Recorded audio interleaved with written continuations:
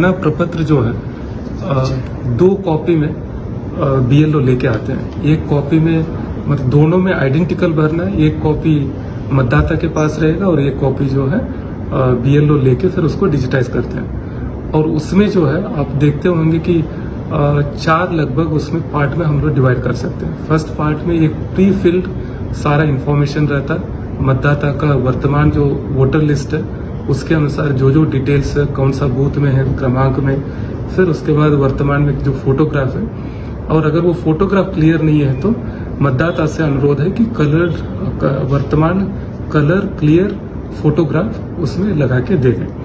फिर उसके बाद सेकंड में जो आता है, जो मोस्ट इम्पॉर्टेंट जो है, वो एसआईआर का लास्ट एसआईआर वोटर लिस्ट के साथ मैपिंग।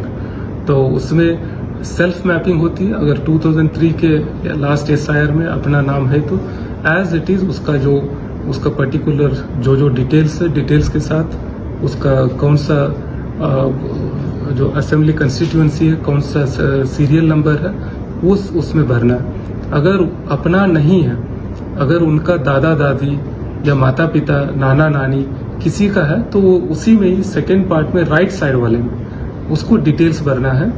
और उसके बाद जो है नेक्स्ट जो कॉलम जो है, तो जो पार्ट 3 हम जो कहते हैं, उसमें वर्तमान में वोटर का सारे डिटेल्स, जैसे उनके फादर का डिटेल्स, मदर का डिटेल्स या हस्बैंड का डिटेल्स, फिर उसके बाद अपना आधार कार्ड, मोबाइल नंबर, ये सारे डिटेल्स भरेंगे। फिर लास्ट में अपना सिग्नेचर करके फोर्थ पार्ट में सिग्नेचर करके दे देंगे। तो ये बहुत थोड़ा सा शुरुआत में लगता है कि कठिन है, लेकिन काफी आसान है। और लोकतंत्र में भागीदारी होने के लिए निश्चित रूप से वो मतदाता को इसमें आगे बढ़ चढ़कर बीएलओ को मदद करे और अपना गणना प्रपत्र भर के दे और एक अपने पास रखे ताकि रेफरेंस के लिए वो बाद में मदद। इसमें जो है लास्ट डेट के लिए मेरा अनुरोध है जिला प्रशासन का, जिला निर्वाचन कार्यालय का, कि वेट न करें।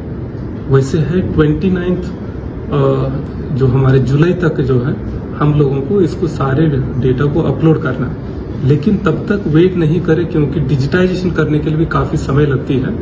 तो अगले 3-4 दिन में जिला प्रशासन का अनुरोध है कि सभी अपना गणना प्रपत्र भर के दे दें। अगर इनकेस आप भर के नहीं देंगे तो ड्राफ्ट वोटर लिस्ट में नाम नहीं आएगा, तो फिर उसके बाद फाइनल में भी नहीं आएगा। फिर आने वाले समय में आपको जो समस्याएं उत्पन्न निश्चित रूप से होगी। तो इसीलिए हर एक मतदाता को इंश्योर करना कि ड्राफ्ट वोटर लिस्ट में अपना नाम आ जाए, उसके लिए गणना प्रपत्र भर के दें। ऑनलाइन भरने का भी प्रावधान है, तो उसमें आपका जो आधार बेस्ड ई सिग्नेचर जो है करके आप लोग भर सकते हो। उसमें पहले रजिस्ट्रेशन करना पड़ता है अपने मोबाइल नंबर और ई-पिक से।